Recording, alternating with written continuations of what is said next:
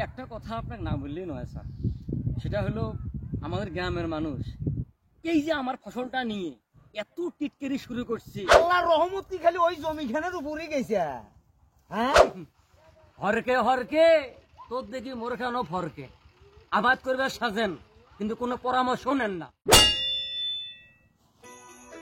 Has, has, has, has, হ্যাস।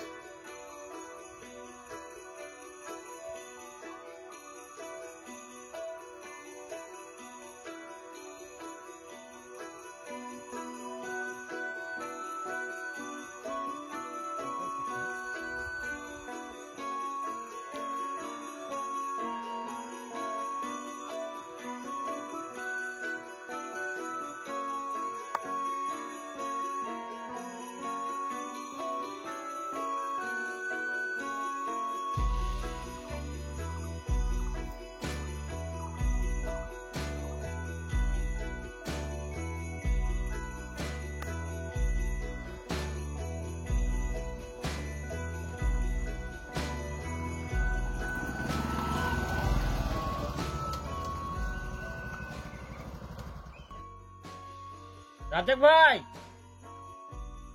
Razzak ভাই, এদিকে আসেন।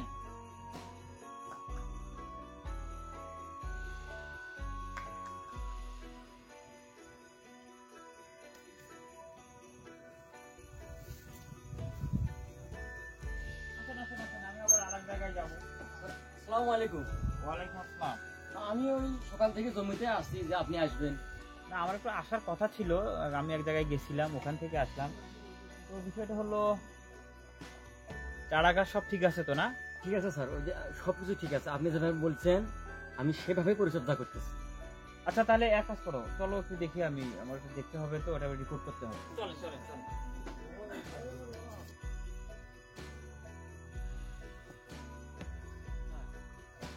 এই যে দেখেন, আপনি যেভাবে বলছেন আমি সেভাবেই পলিগুলো বেচাইছি, বুঝছেন? হ্যাঁ হ্যাঁ, আর আমার ওই যে নিচে যে মাটিগুলো আছে না, জি জি। এগুলো রস আছে, বুঝছেন?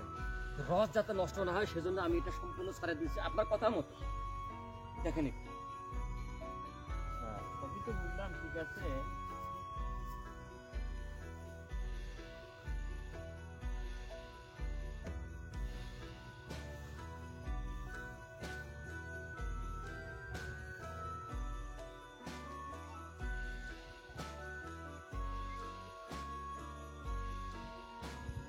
দাদা ভাই, স্যার, সবকিছুই ঠিক আছে, একটা জিনিস মাথায় রাখবেন সবসময়, পানি যেন বেঁধে না থাকে, জলের ভিতরে যেন পানি না থাকে। আচ্ছা, জমাট বেঁধে থাকলে ওখানে ঘাস জন্মার সম্ভাবনা বেশি থাকে, ছত্রাক হবে। আর এই কিছু আগাছা দেখা যাচ্ছে না, এই আগাছাগুলো শুরু তুলে ফেলবেন। আচ্ছা আর পরবর্তী যেটা ট্রিটমেন্ট দেওয়া দরকার ওটা আমি আপনাকে বলে দিব, আপনি সেভাবেই কাজ করবেন। আচ্ছা। মোটামুটি আপনি যেভাবে কাজটা করছেন, আমরা আশা করতে পারি যে আমাদের যে লক্ষ্য এটা হয়তো বা আমাদের পূরণ হবে। এটা একটু ভালো করে পরিচর্যা করলে আপনারই ভালো হবে, বুঝেন নাই? জি স্যার। স্যার, একটা কথা আপনাকে না বললেই নয় স্যার, সেটা হলো আমাদের গ্রামের মানুষ এই যে আমার ফসলটা নিয়ে এত টিটকারি শুরু করছে। ওরা বলে বাধ্যতার আমল থাকিয়ে ওই আবাদ করে, পলিথিন লাগে না, কিছু লাগে না, সাশ্রয় কম দিছে। আর এখন বলে কৃষির অফিস নিয়ে আইছে, অফিসার নিয়ে আইছে, তারপর পলিথিন দিছে, কত কথা।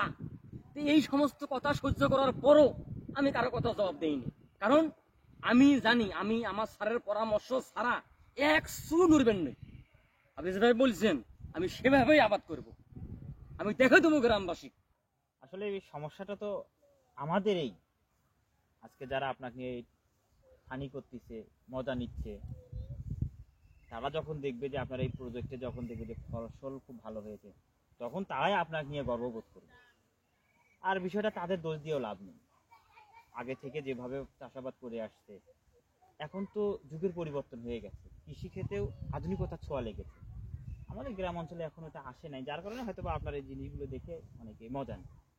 তো যাক, আমরা চেষ্টা করছি তাদেরকে এই আধুনিকতার ছোঁয়ায় নিয়ে আসার জন্য, যাতে আমরা একটা জমি থেকে অনেকগুলো ফসল ফলাতে পারি, অধিক ফসল আমরা ঘরে তুলতে পারি। এটা আমরা একটা প্রক্রিয়াধীন আমাদের আছে, তো সমস্যা নাই। হবে, সবাই একদিন না একদিন আসবে আমাদের আধুনিকতার ছোঁয়ায়। তো আসেন আমরা স্যার অন্যদিকে। সিম গাছের এটা একটু দেখেন। ও হ্যাঁ, সিমের গাছ তো আছে তোমার, আছে।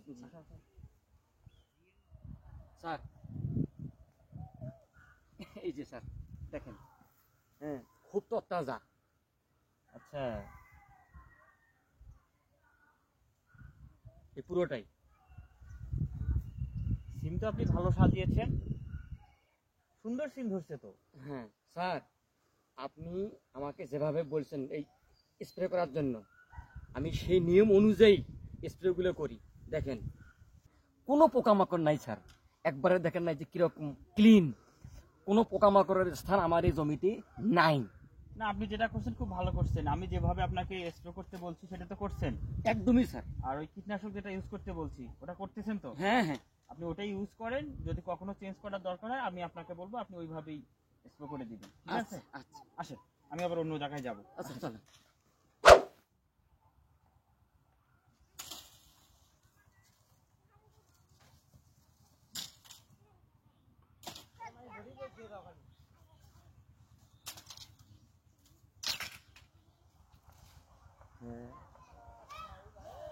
এত টাকা বসে যে দিবেন এই আবাদের মধ্যে, সিমের এই অবস্থাকে সাদা হবা নাচ্ছি সিমে কেমকা লাগবে নাকি ক,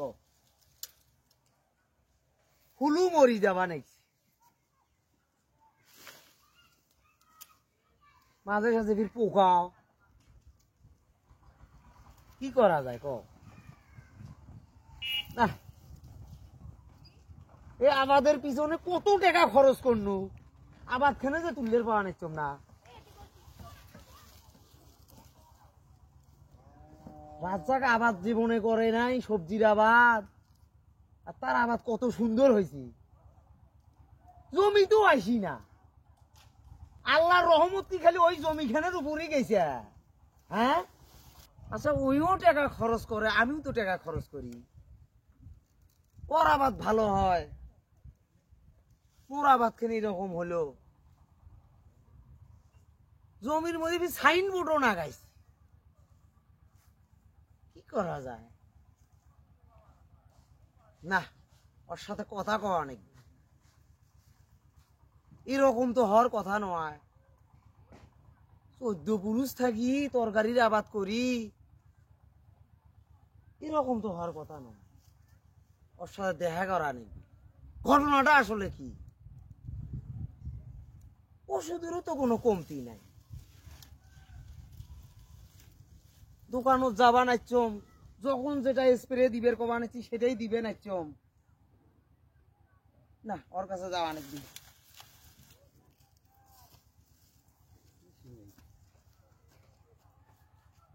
রাজ্জাক, এ রাজ্জাক, কি হয়েছে?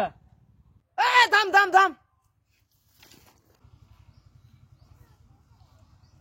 কি হয়েছে ভাইজান কোন? আচ্ছা ঘটনাটা কি? ঘটনা কিসের ঘটনা? তুই কি জাদু টাদু জানিস নাকি? এই যে সিমের আবার তুইও করছিস মুইও করছো নাকি? হ্যাঁ তা তোর সিমে যে পরিমাণ হয়েছে আর যে সুন্দর হয়েছে, আর মোর ডাল মরি যাবা নাকি, সিমে সাদা হয়ে গেছি, মাঝে মাঝে পোকা ধরছি, জমি তো আসিস রে, এত সুন্দর আবাদ হওয়ার কারণটা কি কত দেখি? হরকে হরকে তোর দেখি মোরে খানো ফরকে, আবাদ করবে সাজেন কিন্তু কোনো পরামর্শ নেন না। আরে এই একটা সমস্যা, কারণ আবাদ করার জন্য তোর কাছে পরামর্শ রাখবি? হ্যাঁ, এ আবাদ আজকাল থেকে করম, মোর বাপ দাদা থেকে শুরু করিয়ে সবজির আবাদ করি, আবাদ খেলে না ভালো হয়েছে, কারণ হরকে হরকে ফরকে এগুলো কবা নাচ্ছিস। এই যে একটা বড় সমস্যা, পরামর্শ নিবেন নন, ইতে বাইরে বাইরে খালি হিংসা মঙ্গিয়ে বেড়াইবেন, এই জন্য আবাদ করা হয়েছে কঙ্কালের নাহান। আমরা পরামর্শ নেই, অফিসে যাই, অফিসার নিজে এডি আসিয়ে পরামর্শ দেয়, দেওয়ার পরে ওই নিয়ম অনুযায়ী আমরা পর্যবেক্ষণ করি। তোমার মতো বাজারের মধ্যে চা খামো আর গেবত কামো ওই ঐতিহ্যবাহী দাদা মুলি করি এসছেন, সে যুগ নাই আর। পরামর্শ ছাড়া কোনো সুফসল ঘরত তুলিবার পাবার নন, বুঝছেন? এলাও সময় আছে, হ্যাঁ পরামর্শ নেও, নিয়ে তারপর আবার সুবোধ করো। আচ্ছা পরামর্শ নেই মানে মই আবাদ করতে করতে মাথা চুল শেষ করনু মুই পরামর্শ নেই মানে মোরে কাছ থেকে তো গ্রামের মানুষ পরামর্শ নিয়ে আবাদ করে এখন মোর পরামর্শ নেওয়া অনেক দেয় স্প্রে তুইও যতবার দিছিস মুই আরো তার থেকে 2-1 বার বেশি দিছ কোনোটারে কোনো ঘাটতি নাই ভাইজান মাথা ঠান্ডা করেন, শান্ত হন।